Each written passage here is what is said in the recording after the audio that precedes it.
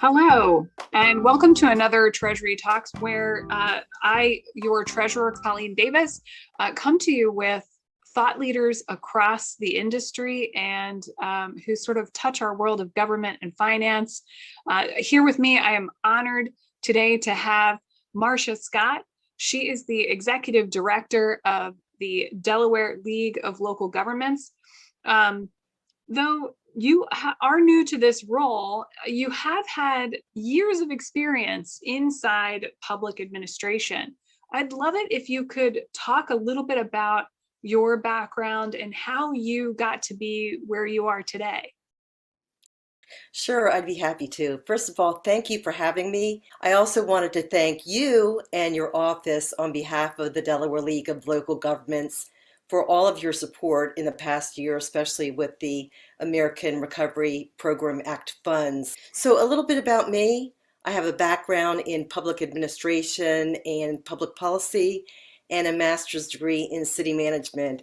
And my career spans over 35 years working with both local governments and in higher education.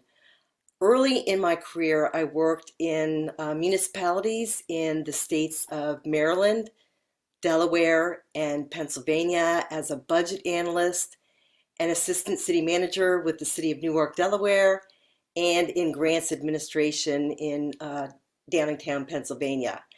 And for the last 18 years, up until last January, I worked for the University of Delaware's Institute for Public Administration. And a lot of what I did working with what we call IPA was working on behalf of local governments. A lot of my project work was sponsored by the Delaware Department of Transportation and the Office of State Planning Coordination, working to develop a framework to plan for complete communities in Delaware. And in that role, my goal was to build capacity for Delaware local governments to plan for complete communities that are attractive, inclusive, resilient, efficient, and healthy. In short, a place that you love to live.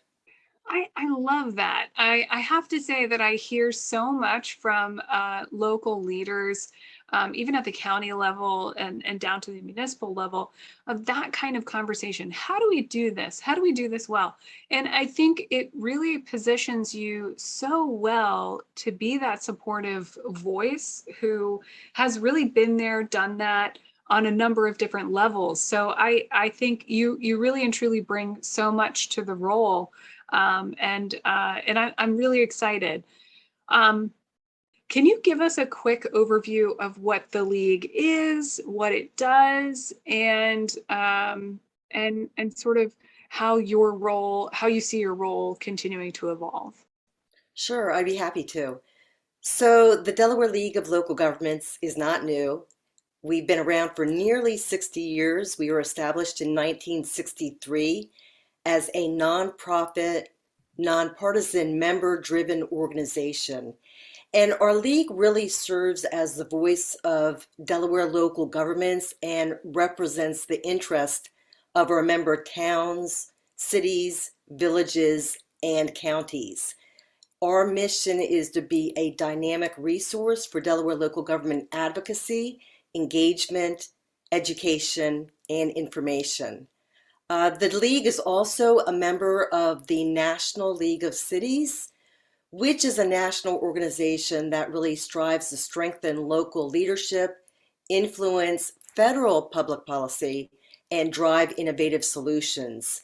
Well, and it's really remarkable because when you think about all of those areas that you're touching and sort of the scope of transportation and development and things like that, and sort of talking about some of the infrastructure that's necessary on the town level and village level, it sort of does make me think about the American Rescue Plan Act funds and how they've been not only distributed, but sort of the strict guidelines that have been given around those. And so I'd love to kind of dive into that subject.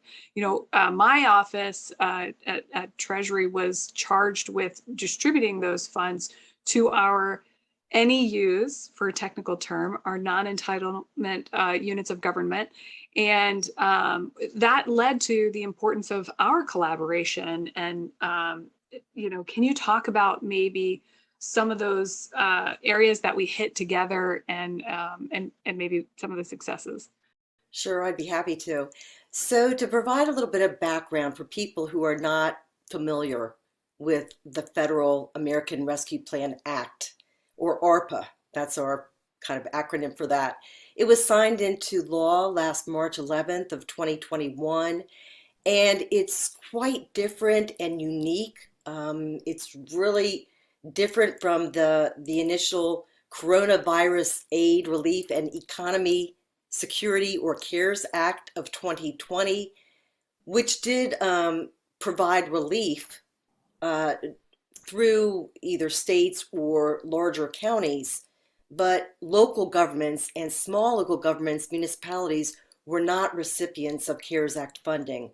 So ARPA provides a substantial infusion of resources to both state and local governments to really respond to pandemic needs and to rebuild a stronger, more equitable economy as the country really continues to respond and recover from this national health emergency. And in Delaware, the state, three counties, and our metro cities of Wilmington and Dover are the direct recipients of federal ARPA funds. However, as you mentioned, Delaware also has 55 non-entitlement unit, or NEU, municipalities that are receiving ARPA funds in two installments through the Delaware Office of State Treasurer. And this kind of brings me to, our partnership. We really greatly appreciate, your partnership and support, especially for our non-entitlement municipalities, and also the support from the governor's office. You really helped out in three areas, the first of which was communication. You worked with the league in developing a process on distributing the ARPA funds to our NEU municipalities. And then on, I believe it was June 10th of last year, June 10th of 2021, we collaborated along with the Delaware Institute for Public Administration to host a webinar called How to Get Your American Rescue Plan Funds. And in addition to kind of explaining the distribution process and the distribution in two tranches or two installments, the webinar really educated recipients of ARPA funds on eligible uses in four areas. The first area was addressing the negative economic impacts of the pandemic and supporting public health expenditures. The second eligible use is addressing revenue loss of local governments. Third is providing premium pay, especially for local government first responders. And then the final eligible use area is funding water, wastewater, and broadband infrastructure. So through your efforts, I just really want to thank you and your leadership team. Delaware was the first state in the nation to distribute nearly $44 million in ARPA funds to our NEU municipalities by the end of June last year, which I think is just remarkable. And then the final area that you really have been providing support to, in collaboration with the governor's office, is procuring legal services for our NEU municipalities.